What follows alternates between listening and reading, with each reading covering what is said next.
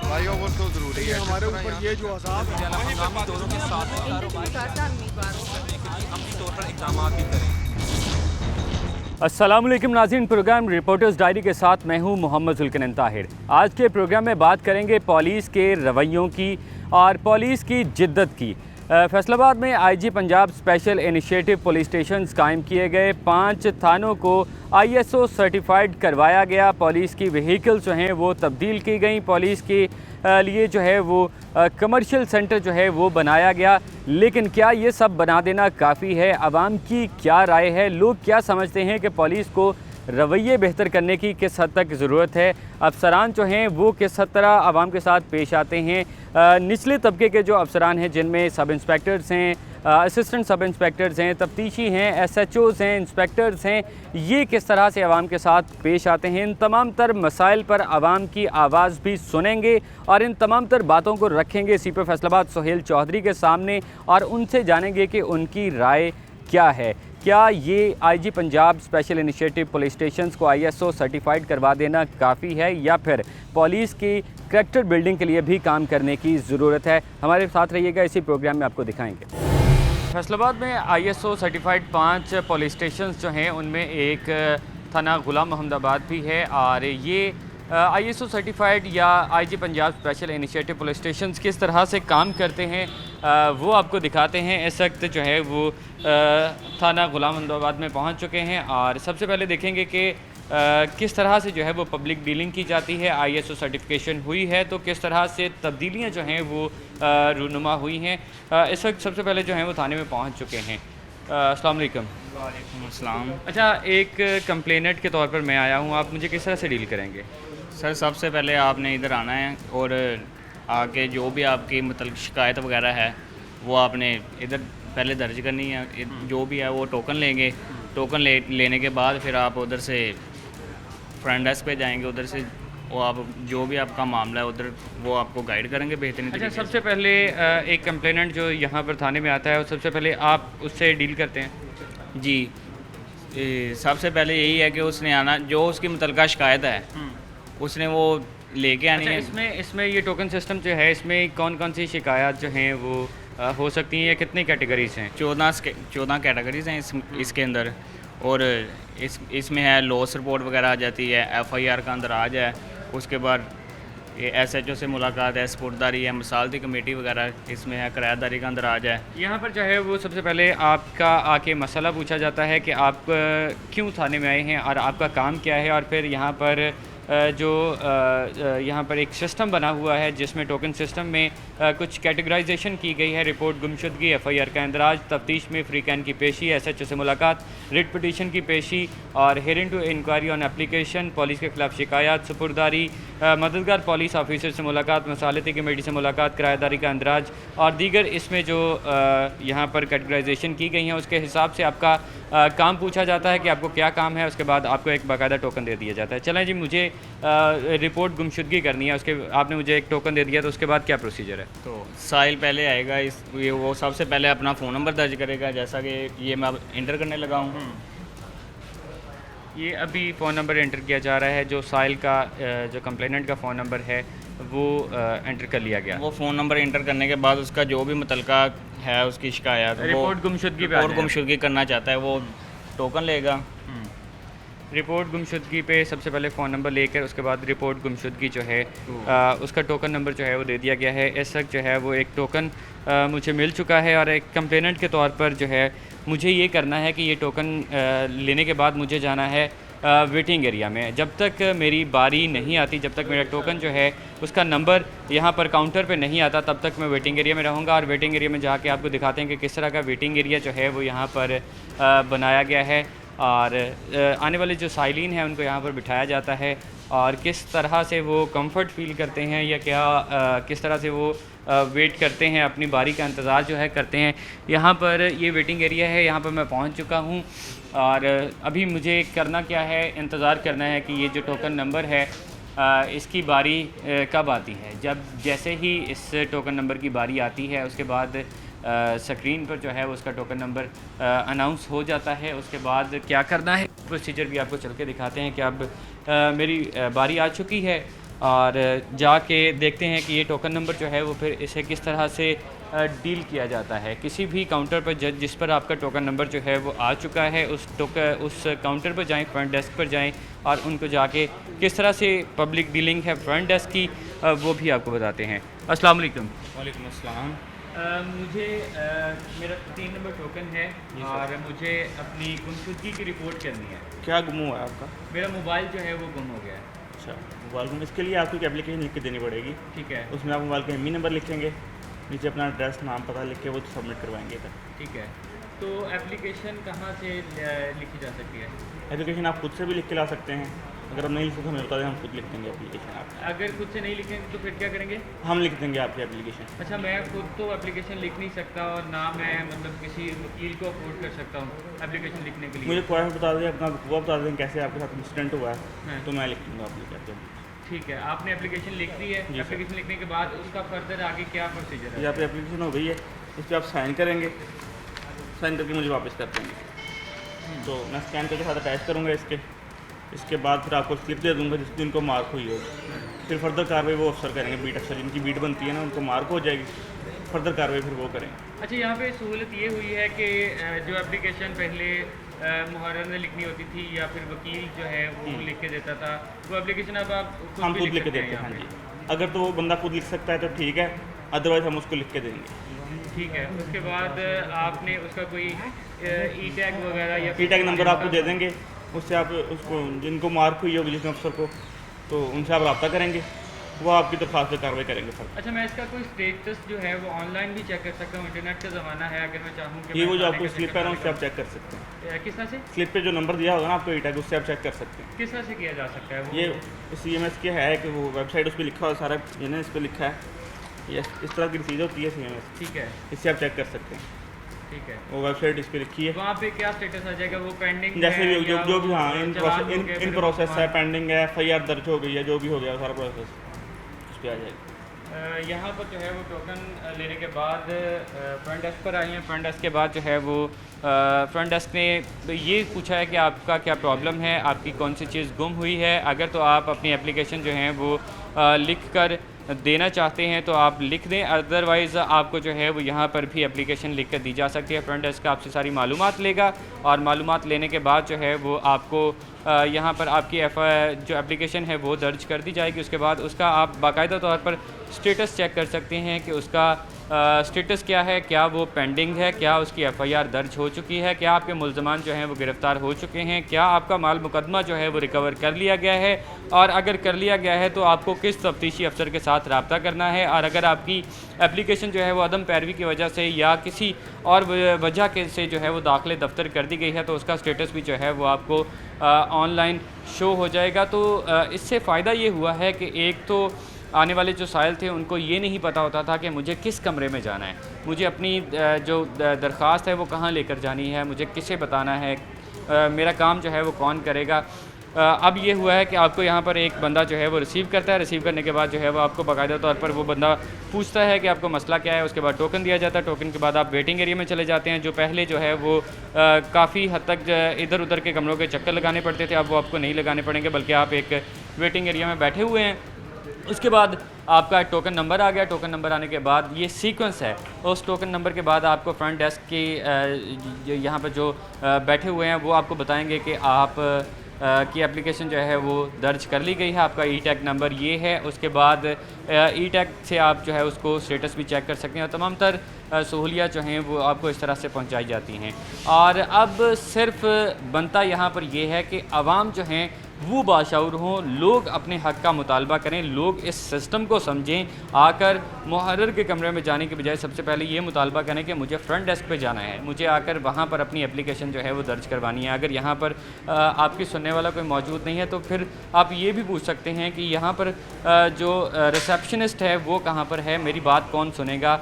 आवाम को अब जो है वो बाशऊर होना होगा। ISO सर्टिफिकेशन का मतलब हरगिज़ ये नहीं है कि तमाम तर ज़िम्मेदारी जो है वो सिर्फ पुलिस पर डाल दी गई है और पुलिस जो है वो अपना काम करेगी, बल्कि आवाम को भी समझना होगा कि हमारे हकूक़ क्या हैं और किस तरह से हमें अपना हक़ लेना है और किस तरह से हमें इन सहूलियात से फ़ायदा उठाना है।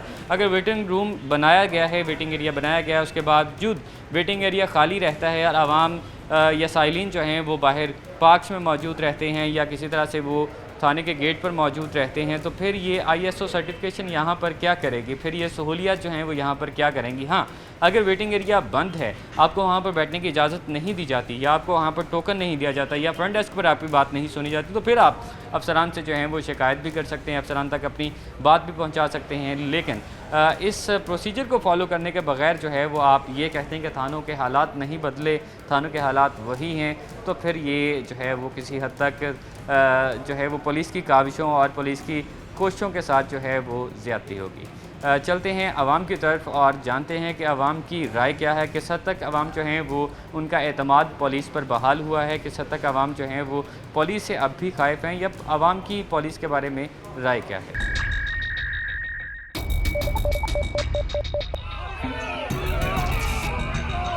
फ्लाईओवर तो ज़रूरी है हमारे ऊपर, ये जो अज़ाब है हम दोनों के साथ में कारोबार करने के लिए अमली तौर पर इक़दाम भी करें।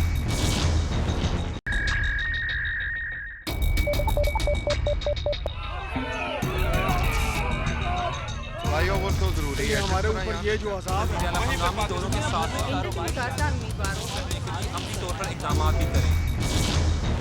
प्रोग्राम में एक बार फिर से खुशामदीद, और आपको दिखाया कि किस तरह से ISO सर्टिफाइड थाने जो हैं वो काम कर रहे हैं, किस तरह से एक साइल को जो है वहाँ पर अकोमोडेट किया जाता है, किस तरह से फ्रंट डेस्क की खिदमत जो हैं वो हैं, और किस तरह से आप वेटिंग रूम में बैठते हैं। तमाम तर जो सूरत हाल थी, जिस तरह से जो सहूलियात फ़राहम की जा रही हैं साइलिन को, वो आपको दिखाई। लेकिन अवामी राय क्या है, लोग इन सहूलियात से किस हद तक मुस्तफ़ीद हो रहे हैं, या लोग पुलिस के बारे में अब जो है वो क्या राय रखते हैं, किस हद तक पुलिस के बारे में लोगों की राय जो है वो तब्दील हुई है, किस हद तक लोग समझते हैं कि पुलिस में तब्दीलियाँ आई हैं और किन तब्दीलियों की अभी फ़िलहाल ज़रूरत है। इसी पर बात करने के लिए मेरे साथ कुछ शहरी मौजूद हैं। अस्सलाम वालेकुम। वालेकुम अस्सलाम वरहमतुल्लाहि वबरकातुहू। मुझे ये बताइएगा कि पुलिस के बारे में क्या समझते हैं कि किस हद तक काम करने की ज़रूरत है और किस हद तक बेहतरी आ चुकी है पुलिस में। ये कुछ थाने जो हैं उनको इंटरनेशनल स्टैंडर्ड्स पर लाया गया है और दीगर इस तरह के कई काम किए गए हैं। बिस्मिल्लाहिर्रहमानिर्रहीम। इस वक्त जो मॉडल थाने बनाए गए हैं उनमें टोकन सिस्टम शुरू कर दिया गया है। शहरी अंदर जाएंगे और बाकायदा वो टोकन मिलेगा, टोकन लेके वो साइट पे बैठ जाएंगे, उस वक्त उसको एक दरख्वास्त नंबर दिया जाएगा। तो ये तो अच्छा इक़दाम है, पुलिस का अच्छा इक़दाम है, बिलखुसूस ज़िली इंतज़ामिया का, CPO फैसलाबाद का, ये बड़ा अच्छा इक़दाम है। लेकिन इसके साथ साथ मैं समझता हूँ कि ये मॉडल थाने बनाने की अहम ज़रूरत नहीं है, इखलाकियात को बेहतर बनाने की ज़रूरत है। और मैं आपकी विसादत से ज़िली इंतज़ामिया से और हुकूमत पाकिस्तान से ये मुतालबा करता हूँ कि जब तक हुज़ूर नबी करीम सल्लल्लाहु अलैहि वसल्लम की तालीमात को नहीं अपनाते, उस वक्त तक इखलाकियात को बेहतर नहीं बनाते, उस वक्त तक हम किसी जगह कामयाब नहीं हो सकते। बिल्डिंगें बनाने से, माहौल बनाने से, निज़ाम तब्दील करने से काम नहीं होता। अफसरान को अपने रवैये में भी लचक पैदा करनी होगी। बिलखुसूस पुलिस को अपने रवैये में नरमी, शाइस्तगी, प्यार और मोहब्बत के साथ आवाम के साथ पेश आना चाहिए। अच्छा, मुझे ये बताइएगा कि CPO साहब ने हर थाने के बाहर अपना जो है व्हाट्सअप नंबर लगा दिया है और ये जो मॉडल थाने हैं, सुपर मॉडल थाने हैं, वो बना दिए गए हैं। लेकिन बात आती है अखलाकियात की, तो उस पर कितना काम करने की ज़रूरत है, किस हद तक बेहतरी आ सकी है। जो निचले लेवल का ऑफिसर है, SHO है, सब इंस्पेक्टर है या कोई ASI है, उसकी अखलाकियात पर कितना काम करने की ज़रूरत है इस वक्त।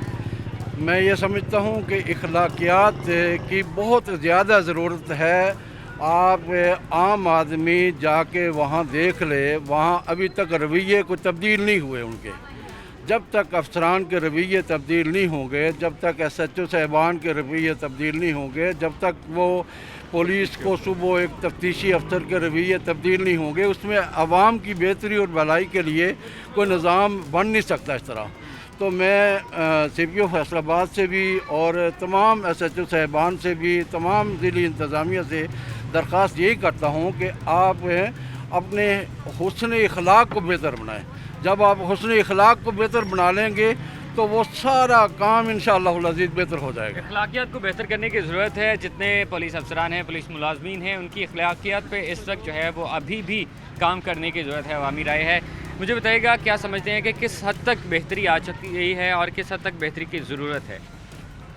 जुल्फ़िकार भाई, आपने अफसरान बाला के तमाम थानों के बाहर फ्लैक्स और व्हाट्सअप नंबर की जो तजवीज़ लिखी है, मैं समझता हूँ कि आम आदमी, अवाम, गरीब आदमी उस नंबर को क्या करेगा। उससे बेहतर था कि SHO साहबान, तफ्तीशी अफसरान, इन्वेस्टिगेशन अफसरान अवाम से मोहब्बत करें, अवाम की बात सुने, अवाम के मसाइल सुने। अवाम अकेले नंबर से क्या करेंगे? कुछ नहीं होगा। इलाके में बढ़ते हुए जराइम, मनशियात फरोशी, धंधा, दीगर जराइम, उससे नंबर से तो कुछ हासिल नहीं होगा। नंबर तभी काम आएंगे जब उस पर अमल दरामद होगा। तो अफसरान बाला को चाहिए कि अपने रवैये में तब्दीली पैदा करें, SHO साहबान से व दीगर अफसरान से कि अपने रवैये में तब्दीली पैदा करें। गरीब आदमी जब थाने में जाता है उसकी सुनवाई नहीं होती, जब सुनवाई नहीं होती तो नंबर को क्या करेंगे? अच्छा, यानी कि कहा जा सकता है कि ये जो सुपर मॉडल थाने हैं वो उसको फ्रंट को डेकोरेट कर दिया गया है और अंदर से पीछे वाली इमारत या पीछे वाली बिल्डिंग या पीछे वाला स्ट्रक्चर जो है, काम करने का तरीकाकार अभी वही है। आपने देखा होगा कि बिल्डिंग तो बहुत ज़्यादा हो गई है। बिल्डिंग को यूज़ किसने करना है? बिल्डिंग को इस्तेमाल किसने करना है? अफसरान बाला ने। अफसरान बाला इस्तेमाल अपने दिमाग से नहीं करते, सिर्फ चलने के लिए करते हैं, रहने के लिए करते हैं। ऐसे नहीं होता। इतनी बड़ी बिल्डिंग हो गई, सुपर मॉडल थाना तजवीज़ कर दिया गया और गुलाम अहमदाबाद के शहरियों के लिए बहुत बड़ा एजाज़ है, लेकिन उस पर अमल दरामद वो तो SHO साहबान ने करना है। अवाम से मोहब्बत का पैगाम जाए, अवाम को मोहब्बत मिले, अवाम के मसाइल हल हों, गरीब की शनवाई हो, तो फिर ही मॉडल का फ़ायदा है। आम आदमी यही चाहता है कि सिर्फ बड़ी बड़ी इमारतें नहीं थानों की, वहाँ पर AC नहीं लगा कर आवाम को बिठा देना चाहिए, बल्कि वहाँ पर जो मौजूद अफसरान हैं उनके रवैये भी नरम होने चाहिए। वो एक ये जनरल पब्लिक की राय है। मुझे आप बताइएगा क्या समझते हैं कि पुलिस जो है वो किस तरह से आवाम के साथ पेश आती है? किमें पहलों आती है उदा ही आती है, जो अपना तामन होना चाहिए उन्होंने महल्ले वाले भी अपना जो भी है अपना शहरी इतने दे गरीब आम। अच्छा, आप काम क्या करते हैं? रिक्शा चलाना। रिक्शा चलाते हैं आप? सारा दिन आपका वास्ता तो रहता होगा, कभी पुलिस ने रोका है? हाँ जी बिल्कुल रोक दिया। अच्छा, जब रोकते हैं तो किस तरह से बात करते हैं? ओए काजे के लैके आओ। कई बार उन्होंने बताई सर इदा नहीं बोली दा, भी तुम बाई वेले चाबियाँ कढ़ना तई जाते हैं, चाबियाँ कढ़ के आप लै जाते हो।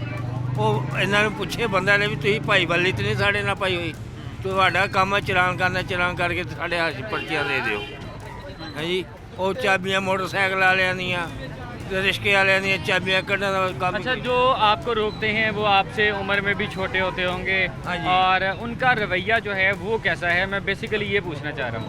वही तो सवाल नहीं बोल रहे है, उन्होंने चाहिए कोई बड़े का हजा करन, कोई छोटे का विखना अपना भी उन्होंने भी तमीज़ ना बुलान। फिर कि साढ़े वर्गा कोई बदतमीजी करता फिर वो चपेड़ा मारनिया शुरू कर देंगे हैं। इन्होंने चाहिए भी अपनी भी नरमी, इन्होंने भी चाहिए वाले भी नरमी पैदा करनी। आम आदमी यही चाहता है कि अगर उससे कोई पुलिस अहलकार रोके, अगर उसे कोई पुलिस अफसर रोके, तो फिर कम अज़ कम उसके साथ अखलाकियात के दायरे में रहते हुए बात की जाए। अखलाकियात बेहतर करने की ज़रूरत है। यहाँ पर अवामी राय जो है वो मेजॉरिटी की यही है, और इसमें लोगों का ये कहना है कि कुछ हद तक बेहतरी आई ज़रूर है, लेकिन अभी भी काम करने की ज़रूरत है। भाई गुजारिश ये है कि आपके चैनल की वसासत से मैं खराज तहसीन पेश करता हूँ RPO फैसलाबाद को, CPO फैसलाबाद को और SSP ऑपरेशन को खसूसी तौर पर, कि वो आए दिन हफ्ते में एक बार गुलाम अहमदाबाद थाने का विज़िट करते रहते हैं। ये बड़ी बात है। उनके विज़िट करने से ही कुछ तब्दीली आई है, वरना नहीं। मैं जनाब अफसरान बाला से अपील करूँगा, आए मेंबर अमन कमेटी के इलाके में ज़रूर विज़िट करते रहें और आवाम के मसाइल जो सुनते रहें। अफसरान बाला अगर तवातर के साथ जो है वो विज़िट करते रहेंगे, तवातर के साथ दौरे यहाँ पर करते रहेंगे, तो फिर काफ़ी हद तक जो है वो बेहतरी आ सकती है। एक मोहम्मद शहरी मेरे साथ मौजूद हैं, इनसे राय लेते हैं कि इनका पुलिस के बारे में कहना क्या है, पुलिस के बारे में इनकी राय क्या है, किस हद तक पुलिस का स्ट्रक्चर को ये जानते हैं। अस्सलाम वालेकुम जी। सर, पुलिस से कभी वास्ता पड़ा है आपका? कभी नहीं पड़ा? अल्लाह पावे ही ना। क्यों? पावे ही ना, रब इज्जत पावे ही नहीं। वजह क्या है? हाँ की वजह क्या है? क्यों ना वास्ता पड़े? गो जद असी पुट्ठे काम करने दी आपे नहीं पता अल्लाह पावे ना रब अच्छा, पुलिस के बारे में क्या राय है आपकी? किस तरह के लोग होते हैं ये? अच्छे लोग आ जी, बड़े चंगे आ, सरकार होनी खड़े है, पूछ लो उन्होंने। अगर कोई पुलिस वाला किसी जगह पर किसी को रोकता है तो उसका रवैया कैसा होता है? वो कैसे बात करता है, कैसे वो पेश आता है? अच्छा था वो कहना भी मैं आया तेन जो पुट्ठा काम किया तेन लै जाना छोड़ मैंने बाकी तू जा। अच्छा, आपकी नज़र में पुलिस वाले अच्छे होते हैं या नहीं? अच्छे है सारे सारे जिसे बड़ा इंसान है अच्छा बनाया जी।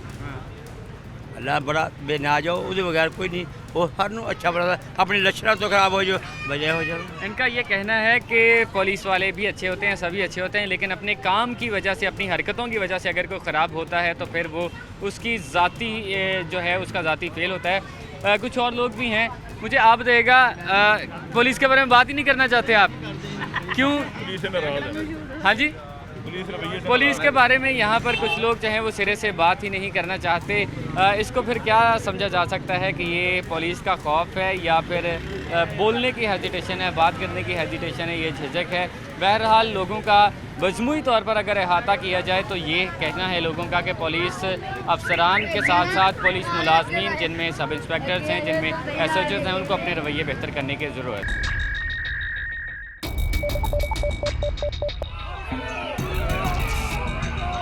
फ्लाईओवर तो जरूरी है हमारे ऊपर ये जो अजाब है हंगामी दौरों के साथ अपनी तौर पर इक़दाम भी करें।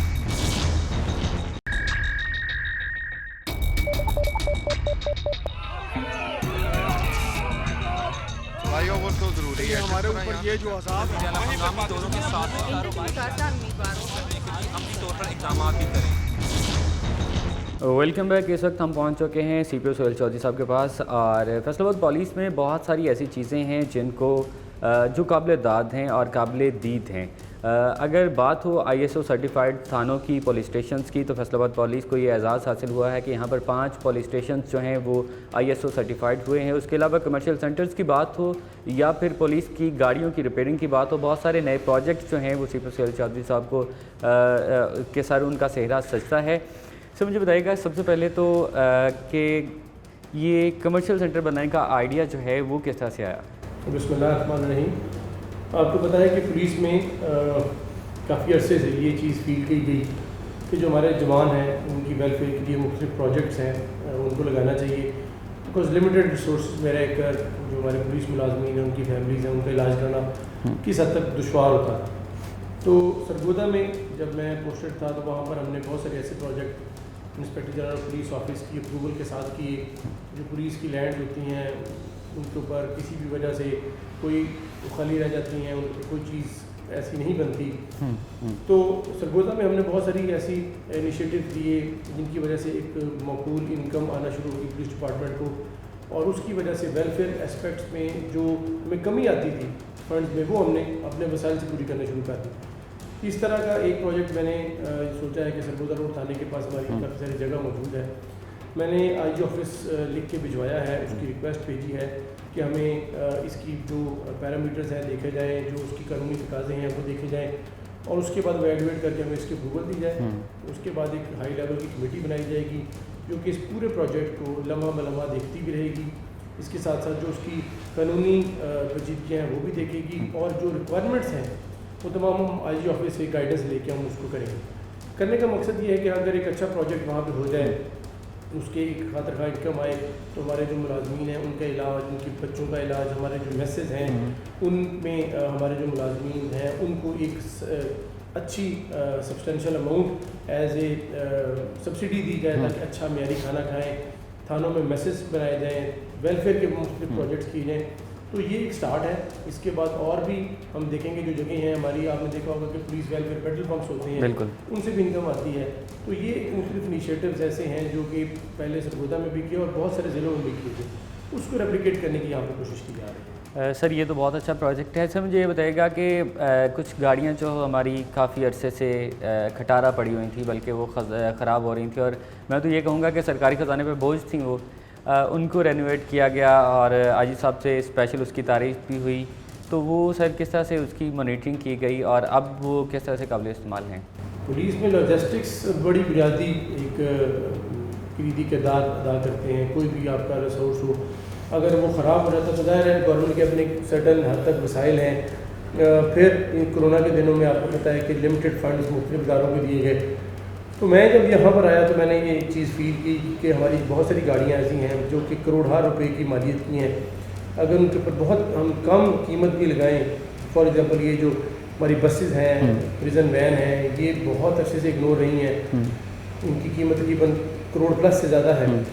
और अगर इनको देखा जाए तो उसके ऊपर जो भी हमने रिपेयर मेंटेनेंस कराई है तो 5-6 लाख किसी गाड़ी के ऊपर लगा होगा, किसी के ऊपर मैक्सिमम अगर लगा होगा 7 लाख लग गया होगा। बिल्कुल सही। लेकिन उसका पूरा हमने स्ट्रक्चर तब्दील कराया है, उसका फ्लोर चेंज किया है, जो उसकी साइड्स पे जो शीट्स चादरें जिन्हें कहा जाता है वो अंदर से जो उसकी ओवरऑलिंग करनी थी वो तमाम हमने कराया है। तो ये देखने में हमें आया है कि बहुत ज़्यादा मालियत नहीं लगी। शायद हम ये सोचते थे कि इसमें पता नहीं कितने लाख रुपए लगेंगे। तो पायलट प्रोजेक्ट कराया, फिर आई सब को दिखाया गया और उसके बाद इस काम को मज़ीद हमने बेहतर किया। तो अब हमारे तकरीबन 80 के करीब ऐसी गाड़ियाँ हैं जो कि बिल्कुल माइनर रिपेयर से लेके मेजर रिपेयर तक हमने की हैं।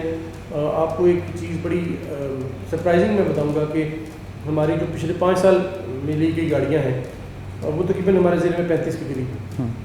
क्योंकि जो मैं CPO के साथ जो स्क्वाड होती है, गाड़ी चलती है, वो 2015 की थी। तो उस गाड़ी के ऊपर ज़ाहिर है CPO ट्रैवल जब करता है तो उसके साथ होती है, तो उसके ऊपर नज़र बहुत ज़्यादा है। अगर वो इतनी अच्छी कंडीशन में हो सकती है तो जाहिर सी बात है कि उसके साथ जितनी भी गाड़ियाँ पुलिस स्टेशन में हैं उसको भी उसी म्यार का होना चाहिए।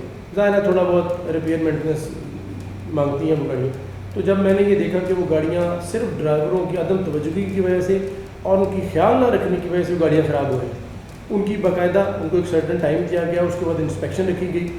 तो आपको ये देख कर बहुत सुन के भी बड़ी हैरानी होगी कि सिर्फ हमारा 8 से 9 लाख रुपया उनके ऊपर लगा। हमारी 35 गाड़ियाँ उसी लेवल की आ गई जो कि DPO CPO की जो बिल्कुल सही है, बिल्कुल सही है। उसकी वजह सिर्फ ये थी कि उनके ऊपर तवज्जो नहीं दी गई, हैंडलिंग टेकिंग ओवर प्रॉपर ना की गई, जो एक्सीडेंट हो गए उनको छोड़ दिया गया और उनमें से मोस्टली ड्राइवर की गलतियाँ थी, ड्राइवरों ने उस ऊपर तवज्जो नहीं की और इस तरह काम बढ़ते बढ़ते इस लेवल तक आगे कि वो बुरी लुक देना शुरू हो। बिल्कुल सही है। तो अल्हम्दुलिल्लाह हमने उनका जो 8 से 9 लाख लगा वो भी इंजन का रिपेयर का काम था। तो अगर हम सुपरविजन को ठीक करें, अगर हम काम के म्यार को इस हद तक करें कि उसमें कल को कोई ऐसा स्कैंडल ना आए, उसमें सीनियर लेवल की इन्वॉल्वमेंट हो। मैं खुद इसको देखता रहा, मेरे ऑफिसर इसको देखते रहे। बाकायदा हमने एक टेक्निकल और फाइनेंशियल कमेटी बनाई जो कि बाकायदा इन चीज़ों का ऑडिट करे, देखे। और जो एक कंपटीशन फैसलाबाद में आपको पता है कि यहाँ पे बसेस भी बनती हैं बहुत सारी प्राइवेट, तो एक कंपटीशन बहुत है। तो जब हमने एक हेल्दी कंपटीशन में रखा तो ज़ाहिर है रेट एक हद तक कम आया। तो मैं इस बात की बिलीव करता हूँ कि नई गाड़ियाँ यकीनन महकमा पुलिस को मिलनी चाहिए, लेकिन पुरानी गाड़ियाँ हमारा एसेट है, पुरानी गाड़ियों को ठीक रखना हमारा काम है। अगर हम इनको ठीक नहीं रखेंगे तो अल्टीमेटली फिर हमारा एक तो इमेज भी पूरा होगा और हमें थाने में गश्त पेट्रोलिंग और क्राइम को कंट्रोल करने में भी प्रॉब्लम आएगी। सर, एक चीज़ सबसे अहम जो IG Punjab special initiative police station का ख्वाब IG साहब ने देखा था वो शर्मिंदा ताबीर हुआ। यहाँ पर फैसलाबाद में 5 पुलिस स्टेशन बने और उसके पीछे बेसिक जो वजह थी वो ये थी कि पुलिस का जो तशख़्ख़ुस है उसे बहाल करना, आवाम के दिलों से जो पुलिस स्टेशन का खौफ है वो निकालना, बिल्कुल एक घर की तरह का माहौल जो है वो पुलिस स्टेशन में फ्राहम करना। तो सर इस सब के पीछे कितनी काविशें और कितनी मेहनतें हैं और ISO सर्टिफिकेशन का ख्याल कैसे आया? जब मैं ज़िले में आया तकरीबन 6 महीने हो चुके हैं, तो आते ही इंस्पेक्टर जनरल ऑफ पुलिस ने रिक्वेस्ट की आई साहब ने प्राइम मिनिस्टर साहब से कि वो स्पेशल इनिशिएटिव जो पुलिस स्टेशन हमारे हैं हर ज़िले में तकरीबन 3 से 4 एवरेज थे, उनका ऑनलाइन इनाग्रेशन करें। वो एक डिस्ट्रिक्ट में मियाँ वाली गए बिल्कुल हुआ था और वहाँ पे जाके जब उन्होंने ऑनलाइन किया तो हम तमाम ऑफिसर्स मौजूद थे, पार्लियामेंटेरियंस मौजूद थे, बिल्कुल सही है, नोटेबल्स मौजूद थे, मीडिया मौजूद था। उन पुलिस स्टेशन को इस म्यार का किया गया कि एक पायलट प्रोजेक्ट ऐसा हो कि एक डिफरेंट लुक आए, डिफरेंट लोगों का परसेप्शन पुलिस के मुतालिक हो। तो जब वो एक लेवल कायम कर दिया गया तो आजी साहब ने हमें ये कहा कि इस चीज़ को आगे लेकर हमने जाना है, इसको मज़ीद बेहतरी करनी। तो हमारे जहन में ये आया कि हम थाना कल्चर की तो बात करते हैं और हर वक्त पुलिस ऑफिसर इस चीज़ को कहते हैं कि थाना कल्चर तब्दील हो गया, लेकिन अवाम उससे डिफरेंट राय रखती है, मीडिया उससे डिफरेंट राय रखता है। तो एक न्यूट्रल बॉडी इसके जब असेसमेंट करेगी तो वो बेहतरी आएगी। बिल्कुल सही है। वो न्यूट्रल बॉडी आपको पता है दुनिया जहान में ISO सर्टिफिकेशन के थ्रू ही चेक होता है। बिल्कुल सही है। इंटरनेशनल ऑर्गेनाइजेशन को स्टैंडर्ड्स है, वो किसी भी जगह पे जाके ऑर्गेनाइजेशन इदारा जब उनको देखते हैं तो उसके एक पैरामीटर्स हैं, ले डाउन पैरामीटर्स हैं, वो वर्ल्ड ओवर है। उन्होंने हमने उनको इनवाइट किया और हमने कहा हमारे पुलिस स्टेशन इस लेवल के बन चुके हैं कि आप उनको एक मियारी दर्जा मिलना चाहिए। तो अल्हम्दुलिल्लाह सबसे पहले हमारा जो खिदमत मरकज़ है वो ISO सर्टिफाई हुआ और अब हमारे 5 थाने पाकिस्तान की हिस्ट्री में, ये किसी भी पुलिस डिस्ट्रिक्ट के लिए सबसे बड़ा एजाज़ है। मैं शुक्रगुजार हूँ अपने इंस्पेक्टर जनरल ऑफ पुलिस का कि उन्होंने हमें इसके लिए वसाइल भी दिए, ह्यूमन रिसोर्स भी अच्छी दी, ट्रेनिंग भी हमारे बंदों की करवाई। तो उन्होंने उनकी काविशों की वजह से आज हम ये कहने को फ़ख्र फील करते हैं कि पंजाब पुलिस में वो थाने हैं जिनकी कि इंटरनेशनल रिकग्निशन है और ये वो तब्दीली है, ये वो थाना कल्चर में तब्दीली है जिसकी हम बात बहुत अरसे से कर रहे थे। अब आप भी जाएँ, मीडिया भी जाए, लोग भी जाएँ और जाके देखेंगे थानों में वो मेयार मिलेगा आपको जो कि एक इंटरनेशनल पुलिस की से लोगों की तवक्कुआत होती हैं। हम इसका वे फॉरवर्ड और भी है कि हम मज़ीद भी थानों को हम रिक्वेस्ट भेजी हुई है हमने इंटरनेशनल ऑर्गेनाइजेशन फॉर स्टैंडर्ड्स को कि वो आएँ, मज़ीद थानों को भी इस पर देखें। एक बिल्डिंग कंपोनेंट है और एक इनके जो वर्किंग मैट्रिक्स है उसको बेहतर करने की ज़रूरत होती है। तो वो चीज़ें कर रहे हैं ताकि एक पॉजिटिव इमेज पुलिस का जाए, लोगों के नज़दीक पुलिस को एक फ्रेंडली पुलिसिंग का जो कॉन्सेप्ट है वो देखने को मिले। सर सारी काविशें, सारी क्वेश्चन जो हैं वो बिलाशुबा काबिल सताइश हैं। सर क्या समझते हैं पुलिस फ़ोर्स जो है वो शोहदा की वारिस भी है, पुलिस फ़ोर्स ने कुर्बानियाँ भी दी हैं, अपनी सीनों पर गोलियाँ भी खाई हैं और आवाम की हिफाजत करते हुए जो है वो जाम शहादत भी नोश किया है। सर आवाम का एतमाद जो है वो पुलिस पर अगर इस तरह के काम ऑब्वियसली बहाल होगा और बहुत हद तक हो भी रहा है, सर क्या समझते हैं कि किस हद तक हो चुका है और किस हद तक अभी काम करने की ज़रूरत है आवाम का एतमाद बहाल करने के लिए? मेरा ख्याल है कि इंडिपेंडेंट तरीके से गेज करने का जो सिस्टम है वो मीडिया इस पर बेहतर बता सकता है, आवाम हमारे बेहतरीन क्रिटिक्स हैं वो बता सकते हैं।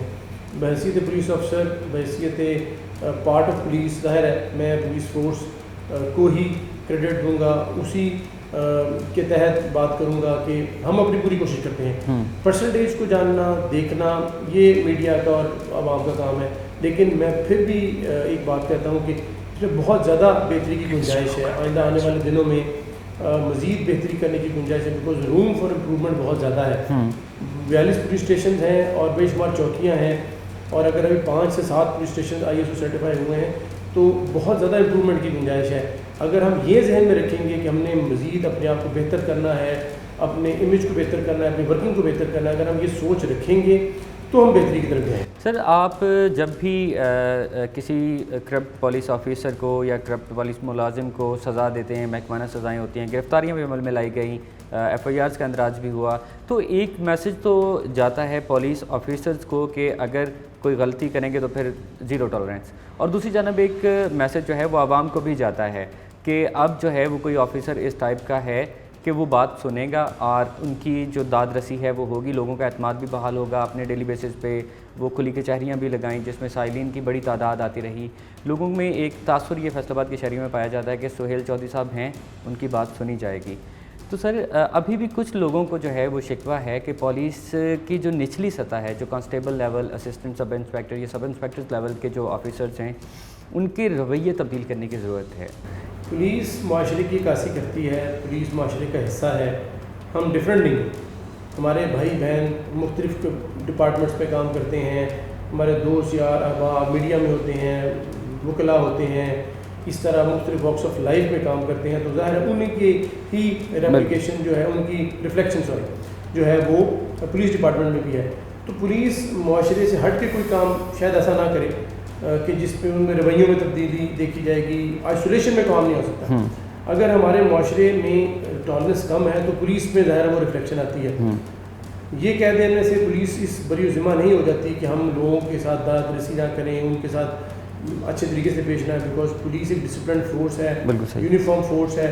इसमें बिल्कुल ज़रूरत है कि हम आवाम की खिदमत का जज्बा रखें, आवाम को रिलीफ दें, क्योंकि जिस किसी का कोई कंप्लेंट होती है वही पुलिस स्टेशन आता है और उसमें बहुत ज़्यादा ज़रूरत है कि सबसे पहले तो पुलिस ऑफिसर भी उसी कानून के तहत अकाउंटेबल होंगे जिस पे कि आवाम है। पुलिस वाला गलती करेगा तो ज़ाहिर है उसकी अकाउंटेबिलिटी उस तरह होगी, बल्कि दो तरह होगा, एक महकमाना और एक जो हमारा क्रिमिनल प्रोसीडिंग है उसके थ्रू। तो मैं फैसलाबाद के आवाम को ये श्योरिटी देता हूँ और उनसे अपील भी करता हूँ कि जहाँ हमारी कमियाँ कोताहियाँ हैं हमें यकीनन बताएं। पॉजिटिव तरीके से पुलिस को प्रोजेक्ट करने के लिए हम बहुत सारी चीज़ें कर रहे हैं, उसमें हमारी मदद करें। तनकीद बराए तनकीद का बिल्कुल सही है, वो है, उसको छोड़ें और हमें बताएं कि किस जगह पर है ख़राबी, उसको ठीक करेंगे। बिकॉज ये एक जिहाद है कि हम मुआशरे से बुराई को ख़त्म कर रहे हैं। इस बुराई को ख़त्म करने के लिए हम अपनी जानें भी देते हैं। हम आए दिन हमारे क्रिमिनल के साथ हमारे एंगेजमेंट भी बहुत ज़्यादा होती है। तो पुलिस एक बहुत ज़्यादा डिमांडिंग प्रोफेशन है, इसको ओन करना मुआशरे में बहुत ज़्यादा ज़रूरी है। हम KPK की बात करते हैं, पुलिस की बात करते हैं कि पुलिस बहुत अच्छी है, तो मुआशरा बहैसियत मजमूई पुलिस को ओन करता है, पुलिस को अपना पार्ट समझता है। शायद ये ज़रूरत अब फैसलाबाद या पंजाब में भी है कि अवाम पुलिस को अपना हिस्सा समझे, उसकी बुराइयों को उजागर करे, उसे अच्छे कामों को प्रोजेक्ट करे।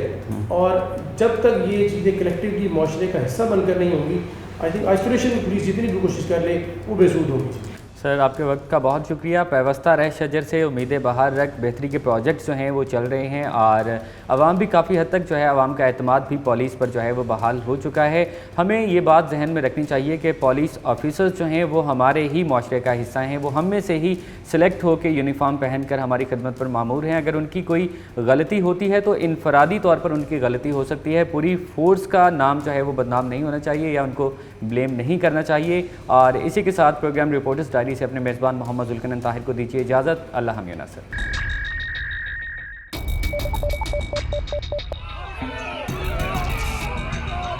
भाइयों वो तो जरूरी है हमारे ऊपर ये जो दोनों के साथ उम्मीदवारों अपनी तौर पर इक़दाम भी करें।